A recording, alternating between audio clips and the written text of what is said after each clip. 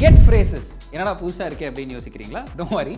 Get அப்படிங்கிற வேர்டில் இருக்கிற ஃப்ரேசல் வேர்ப்ஸ் பற்றி தான் இந்த வீடியோவில் நம்ம பார்க்க போகிறோம். So let's start with the first one. ரொம்ப ஈஸியான ஒரு விஷயம், கெட் அப். கெட் அப்னா என்னது? எந்திரிக்கிறது இல்லைங்களா? To rise from bed.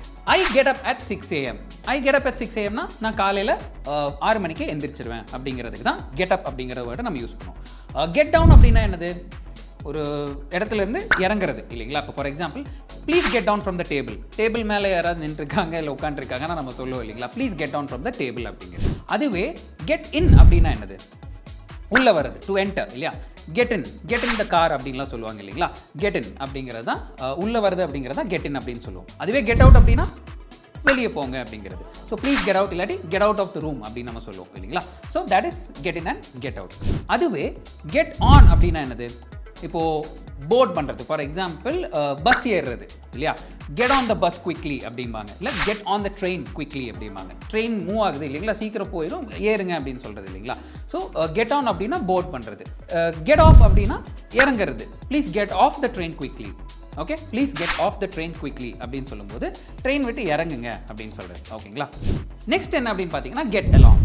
Get அலாங்னா to have a good relationship. ஒருத்தங்க கிட்ட ஒருத்தங்களோ இல்லை ஒரு குரூப் ஆஃப் பீப்புள் கூட நல்ல ஒரு ரிலேஷன்ஷிப்பை நல்லா ஈஸியாக உருவாக்க முடியும் அப்படிங்கிறது இல்லைங்களா?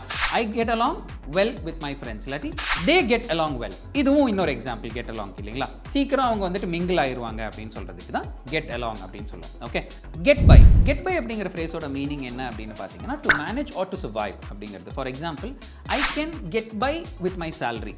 ஐ can get by with my salary. எனக்கு கிடைக்கிற சேலரி இல்லை என்னோட சேலரி வச்சு I can manage, I can survive அப்படின்னு சொல்கிறதுக்கு தான் கெட் பை அப்படிங்கிற ஃப்ரேஸை யூஸ் பண்ணுவோம். கெட் ஓவர் அப்படின்னா என்னது? மீண்டு வா அப்படின்னு சொல்கிறது. கெட் ஓவர் வித் இட் அப்படிம்பாங்க. நிறைய பேர் சொல்லி கேட்டிருப்பாங்க இல்லைங்களா? ஒரு விஷயத்தை நினச்சி ரொம்ப வருத்தப்பட்டு இருக்கும்போது நம்ம சில டைம் சொல்லுவோம், நம்ம அதான் முடிஞ்சு போச்சு இல்லைங்களா? ஸோ மீண்டு வா அப்படிங்கிறது கெட் ஓவர் வித் இட் அப்படின்னு சொல்லுவாங்க. ஓகேங்களா? ஸோ கெட் ஓவருக்கு இன்னொரு மீனிங் என்ன அப்படின்னு பார்த்தீங்கன்னா to recover from. For instance, she will get over the flu soon. அந்த ஃப்ளூலேருந்து சீக்கிரம் மீண்டு வந்துடுவாங்க அப்படின்னு சொல்கிறது. லாஸ்ட் என்ன அப்படின்னு பார்த்தீங்கன்னா கெட் அக்ராஸ். கெட் அக்ராஸ் அப்படின்னா ஒரு விஷயத்தை ப்ராப்பராக கிளியராக கம்யூனிகேட் பண்ணுறது அப்படிங்கிறது. ஃபார் இன்ஸ்டன்ஸ், இப்போது he made his point clearly அப்படின்னு நம்ம சொல்கிறோம் இல்லைங்களா? ஸோ அது வந்துட்டு he got across his point clearly அப்படின்னு சொல்கிறது தான் ஃப்ரேசல் வேர்போட usage.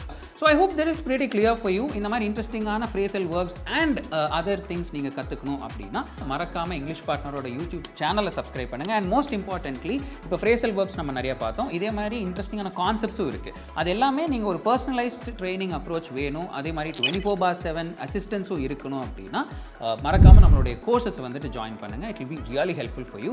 So I'll see you on the upcoming videos. Until then, it's bye from Anirudh. Bye bye.